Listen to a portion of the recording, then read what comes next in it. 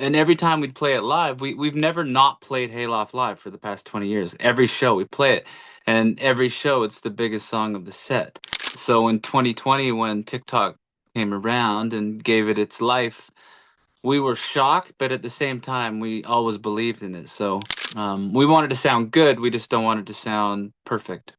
A lot of people would ask you this is your first question in an interview, but I said it's a cliched thing to do. Why mother, mother? Yeah, I mean, the true story is really boring. We're very, very excited. These are the Lolla India 2026 specials, and we're introducing you to bands from overseas, all parts of India, coming into Mumbai city to play what to me is the biggest and best festival, not just in Mumbai, but in the whole of Asia. And I'm very, very pleased to welcome one of the modern greats as far as music is concerned, Ryan from the band Mother Mother. Ryan, wonderful to talk to you from me, Hrishi, and everybody at Radio 1 in India. A big love to you. How are you doing? Good. I feel honored to talk to you. This is, I think, our first interview with India. So, very special day. Wow, that's awesome. You know, you started the band in 2005. Would you take me through the origin story? Because I know there's the brother and sister, that's you and your sister, and then the other band members. So talk to me about the formation of the band. So, I started the band while I was attending jazz school, and my sister was going to art school. And we lived together in the same house in Vancouver. And I started writing songs that I was too shy to sing by myself. So I convinced my sister Molly to sing some harmonies at an open mic, like at a coffee shop. And we did. And you could just feel the energy change in the room. Like you could tell that whatever it was that we were doing, people were connecting to. And so it wasn't long before we both quit school. I quit jazz school, she quit art school, and then we put everything into this band. We filled out our lineup with a drummer and a bass player, and so we were a five piece. We got a record deal pretty quickly, and we just started touring. We've been touring the world for 20 years now, and we have 10 albums out. You know, I actually got into music about 5 years ago, and what really struck me was the fact that you have this three-part vocal thing going, which is really the band's signature sound, isn't it? Those early harmony experiments. When did you first realize that the three-part vocals were the band's thing, as it were? Like I said, like I was kind of shy to sing because I wasn't a singer, and so you know the band's identity, it was born from this insecurity of mine. And so even the way that we would sing, it was very like staccato, very choppy, not a lot of long notes because I didn't really know how to sing, so everything was like short. And so we would build these three-part harmonies over choppy phrasing, and it created this almost kind of like barky, chirpy sound. And it was all kind of by accident, or at least because of an inadequacy, which I think is really cool.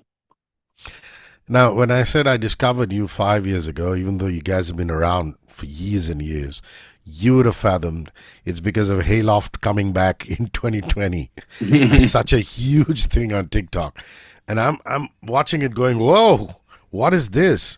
And that's when I went into your back catalog and I heard Hayloft and the Drugs and Get Up and started getting introduced to Mother Mother's music. Talk to me about Hayloft. I mean, it's one of those things, isn't it? I mean, it's like the Stranger Things song that Katie Bush is suddenly revived with. You do a song at the time, it's a good song, and all of a sudden, 10 years or 15 years later, it just blows up. Did it surprise you guys? Well, it did and it didn't, because when we wrote it and released it in 2008, we thought it was our big hit, and the world didn't agree at that time. And so we were like, surprised back then. We're like, but we thought this song was gonna really do the thing. Um, And every time we'd play it live, we've never not played Hayloft live for the past 20 years. Every show we play it, and every show it's the biggest song of the set, long before 2020. So we always felt like something isn't making sense here. This song, clearly people like it, so why isn't it connecting on radio or in the world? Um, so in 2020, when TikTok came around and gave it its life, we were shocked, but at the same time, we always believed in it. So there was some vindication involved. That's very well put. Now, I'm just curious to know because I've never seen you guys live on stage. I mean, I've caught you on YouTube with your various live performances because you guys are so prolific. You've toured around the world with so many festivals. Do you rearrange studio harmonies for the stage, Ryan? Or is it the same? Well, I mean, we do a lot of layering in the studio, so sometimes there'll be like 20 of us on the record. So, we can't multiply ourselves on stage. But I think what matters is that it's great. It's okay if it's different. It just needs to be great. I've always believed in that philosophy. Like your record can be one thing and the show can be one thing. They both just need to be awesome, and it's okay if they're different. Your records move between lo-fi immediacy and then this fuller modern production. How do you decide, Ryan, that this song needs polish or this song just needs space, if you know what I mean? Yeah, I think it's all a process of discovery, typically. And a lot of the times you have a vision and it is different at the end of the process because the music sort of decides for itself. But I think these days we more and more are looking for space and lo-fi. We want it to sound good, we just don't want it to sound perfect. All right, Lollapalooza India 2026. This is the bill. How are you approaching that set for the Indian festival crowd? I wonder, I mean, have you gigged here before? Have you traveled here before on holiday? Any of you? The India experience. I mean, Canada is full of Indians, so I'm sure Yeah. you have enough Indians around you and Indian food. But otherwise, your experience of my country thus far. Yeah, we've never been, so we have no idea what to expect. Well, I mean, we have an idea. It's a pretty famous place, and like you say, in Canada, there's a beautiful representation. Um, but I think we're going to approach the set like we are, finally meeting our fans in India, right? So people have been listening to us for some time. Maybe people want to hear a little bit of everything, right? So we're going to try to do maybe like a best hits kind of playlist up there. Yeah, I mean that's what I was thinking. I mean, but does it happen on stage that you're playing all the great hits, you're playing all the known numbers, and suddenly you say, "Hey, hang on a second, can I slip in a deep cut in here? Maybe Yeah. an unknown one in that album." I think definitely you always have to slip in a deep cut. It's like it's important in a set list. It's part of the art of writing a set list. You play your hits, you play a deep cut, you have some surprises. You got to, right? You're absolutely correct. But the what have other bands who've toured India told you about the Indian audience? There must be some expectation, or is there a nervous twitch in the stomach? I don't know. Um, I mean, we haven't really talked to too many bands that have played India. I don't think many bands do from our neck of the woods. What can you tell me? What's it like? Well, it's quite crazy, but the number of gigs we're getting every month, and this is obviously because artists like you carefully curate your shows. And there's John Mayer who's coming the same month as you. There's Ed Sheeran who's done a national tour. There's Maroon 5. There's Linkin Park who are not only doing their own solo tour but also are part of Lolla. So, it's getting very popular, this scene. And, we love our music. And I think it's a myth saying that we only love Bollywood music because we love good old school rock and, the newer forms of it that you guys do. I want Sure. to, I want to actually ask you about one of my favorite songs. I'm going to take you a long time back. The Drugs. I love that song. Talk to me Hmm. about it. That's kind of a deep cut. That song was written during a time where I was shifting in my life from being a party animal to being a more well-behaved person. And so it was a very awkward, difficult transition, but a a very important one. And The Drugs was written autobiographically. Interesting. And then a couple of years later, you write Get Up, which again, I love. So, any anecdote or story you can tell me about Get Up? Get Up. Yeah, I mean that song is pretty interesting. I was traveling in Costa Rica by myself, and I went there just to get away and write songs. And I was on this beach, on this like private, hard to get to spot. You had to kind of like scale a rock and to get away from everyone. You had to get wet to find the spot that I was at. And so I was there playing by myself and I had my eyes shut. And I opened my eyes and this man was had just appeared and he was like taking pictures of me with his camera. And I was like, "Hello, sir. What are you doing?" And he's like, "Oh, I'm just taking pictures. It's my hobby. I like to take pictures of people who are like preoccupied with something on the beach." I'm like, "That's pretty interesting." And he's like, "Do you mind if I just stand here and take your picture while you play?" I said, "No, I don't mind." So I just kept playing. And then in that moment I started writing Get Up. And then the guy said, "Hey, I like that. That's a good one. Keep that one."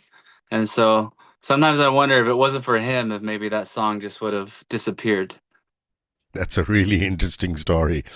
Hayloft too. I mean, you reimagine the track. It's a more sonically expansive form, Ryan. But the need to do that, did all of you, you and your sister, say, "Hey, let's give it another bash"? Is that how it went, or was it just the fact that it became such an overwhelming success? Well, the truth is, we were writing new music, and Hayloft was going viral. And so, when you say, like, we need another Hayloft, you don't mean literally, but like, we're writing this new music, and it's like, if only we had another song that had that fire, had a riff that, like, you know, did that thing that Hayloft did. So we just kept on saying, we need another Hayloft, right? And so it almost became like a joke until finally it was like, why don't we write another Hayloft? Um, and so it seemed like a really bad idea, right? Like writing a sequel to your viral hit. But, one day I just woke up and it was like the riff was just sitting there waiting beside my bed, just like, "Are you up already? I'm ready to be born." And so I picked up a guitar and it was just right there. And I thought, okay, I think this is it. But, I don't want to do a dumb thing. So I'm going to go to social media, I'm going to play this riff and I'm going to say to the people like, "Hayloft 2, what do you think?" And, post. And then the response was like super positive and people were like very supportive of the idea and almost felt like, okay, we've been granted permission, so let's do it. All right, tell me about the band you're bringing to India. I reckon that you and Molly and Jasmine, of course, are going to be there. Are Ali and Mike also coming? Your drummer and your bass player? Oh yeah, for sure. Yeah. We are mother, the five of us. Yeah, Oh, you fine. bet. And any additional session players you're carrying along? No, no, just the five of us. Just the five of you. I wonder if there's a gig because God, you've headlined so many sets, varied festivals, North America, Europe, beyond. A gig that you really think of as memorable in the annals of Mother Mother, having been around for so long, 20 years. You look back and say, that gig was it, man. I got goosebumps. Like the first the first time we had a proper gig was the gig. It was like we were in a theater. It was back when we were just a trio, and we had been a band for like 2 weeks. And so all of a sudden you're in this room with like 300 people. It's kind of formal, right? It's a theater. It feels like professional. And so it feels like you're out of your league. And we took the stage, very nervous, but then we started playing these songs and you could just feel it in the room. Like everyone was enjoying, everyone was connected to the same conversation. And it was like, oh my God, this could work. Like this will work as long as we don't give up, because the energy in this room is the medicine. And so you just need to go and expand it. If 300 people are making a feeling like this, then there's no reason why you can't go out into the world and just multiply it. So it was that gig in Vancouver at the cultural center, um, the Culture. It was the Listen Up Festival in 2005. That was the gig. Lovely. When you look back at your mother's extensive career, I mean, you look at Oh My Heart, the album, No Culture, the album, Inside, and then there's Grief Chapter and Nostalgia, which is this year's release. And to me, Grief Chapter and Nostalgia feel very emotionally charged. The earlier ones maybe have a different creative arc. Any album you'd say was a rebirth for the band, a Mother album that you say, whoa, now this is really new, man. This is a new direction we've taken. I would say like Very Good Bad Thing, our fifth album, was sort of like a real veering off into like a more modern direction, but it wasn't necessarily the direction that we wanted to stay. I would say it was like a detour. And then coming back, Nostalgia felt like a return from this sort of long detour that we'd been on. So, I mean, every record kind of feels like a new world. But yeah, Very Good Bad Thing was definitely a departure. You know, there are bands like the Rolling Stones and U2 and, so many bands who've stayed together for years and years, decades and decades. And then there are bands like Oasis, which, go away and come back together. 20 years is a long time. How do you keep creative trust alive between members, Ryan? And I don't know, how do you resolve creative tension? I'm sure you've had your ups and downs. I think when everyone agrees on what the band is as a whole and not who they are as individuals, then you can really be a band. Um, it's when I think people are too passionate about their individuality being represented versus, okay, how do I fit into a whole? Um, the identity is the five of us. We create this entity, this force, this monster, and how do I do my part? How do I, like, if maybe I'm just like an arm, right? Maybe I'm just a leg of this beast. And that's the way to think about it. And so I'm going to do my job properly. I'm going to move my arm the way it's supposed to move to make mother, live and breathe properly. I think that's how you be a band. And we've just had a lot of time to practice doing that well. A lot of people would ask you this is your first question in an interview, but I said it's a cliched thing to do. Why mother? Yeah, I mean, the true story is really boring. We were once called Mother. I don't know if you know that. Did you know that? No, I had no clue. I always knew you as Okay. mother, because I discovered you later. Yeah. So when we started the band, it was called Mother. And then 2 years later, we signed our record deal, and they said, you should change your name because there's a bunch of other bands called Mother in the world, and we don't want to get you sued. And so we racked our brains. We thought of all these other crazy names until eventually we just said, "How about Mother, Mother? Is that taken?" And they said, "No, it's not taken." So we're like, "Okay, great. Maybe it's a really bad band name. No one has it." No, but why the single mother in the first place? I was worried you were gonna ask me that. Um, because when I said I was in jazz school Yeah, yeah. at the beginning. Okay, so I had this friend who was a drummer, and he and I were gonna start a band, and he was very passionate that this band be called Mother. For whatever reason, he just thought it was the coolest name in the world. He was so into it, and we never started that band. And do you remember when I said, like, me and my sister, we went to the open mic to Yeah. play some songs? We didn't have a band name then. we were just testing out songs. And so we got off the stage in this little coffee house, and this guy came up to us and he said, "What's your band's name?" And I could only think of my friend. And so I just said, "Mother." And then it stuck. That's funny.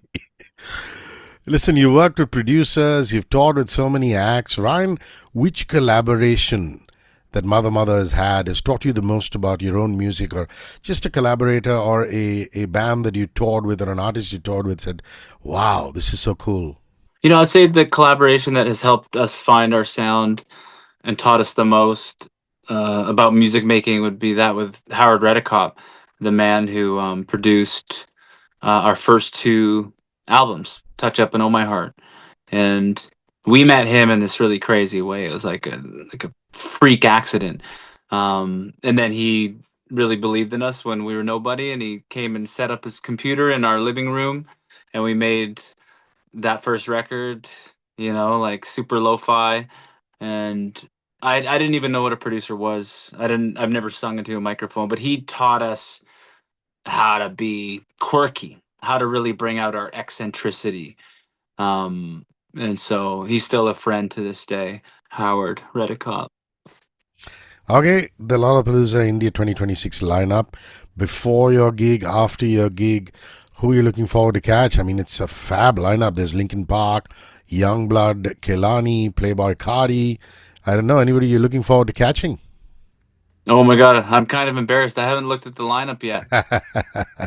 But you know what I'm looking forward to is I'm going off into India for 2 weeks by myself How after the cool! concert. Yeah, so I'm very excited. Going to Varanasi and then Jaipur, and Yeah, just north gonna. of India. That's the north of India. Yes, wonderful. Yeah, that's right. Yeah, take some pictures and You got to meditate. come back and do the south, Yeah. which is What do you Kerala and Tamil Nadu and all that. Yeah. what do you prefer? I'm actually from the south of India, though I live in Mumbai. Mumbai is a melting pot. I mean, with 22 million people, which is more than three countries put together. Yeah, that's But crazy. it's crazy, and you'll see the population will just hit you when you land. Mm-hmm. But actually, my folks, my parents, and all are from the south of India, which is Chennai, which was known as Madras before. And yeah, it's interesting. And so the north and the south, they're very different. But those two places you're going to, Jaipur, which is the desert, and Varanasi, which is by the river, the Ganges, Mm-hmm. are both beautiful places. So great choice there. Yeah. Cool. My last question is about the fact that you as a band from BC, from British Columbia, you rose internationally. How do you see your role in the indie scene today? I mean, do young bands come and say, Ryan, will you mentor me? Do they come to you for advice? Do they call? And how do you view yourself despite all the stardom? There's not a lot of outreach for like mentorship or production and stuff. I don't know. COVID changed things. Like it really just kind of people went off into their corners of the world. Yeah, they're Um, cocoons. That's what I call it. Yeah. yeah, I feel like we don't interact with a community anymore like we used to. And that's not because we've grown antisocial or anything. It's just the way the world went. And also we've just been so busy over these past 5 years. Like since the TikTok thing, we've played like close to 400 gigs in the past, you know, handful of years. And it's kind of like there's no time. Um, so yeah, that's the answer. Yeah, obviously. And if the opportunity came by, you would, I'm sure. Because your success can teach so many things, so many people, so many bands, so many things. Ryan, I really appreciate your time. I can't wait for Mother Mother to come on stage at Lolla India 2026 and just blow us away. Have a good one. Take care of yourself. Thank you. Thank you so much for having me. It was a pleasure to talk to you. Take care.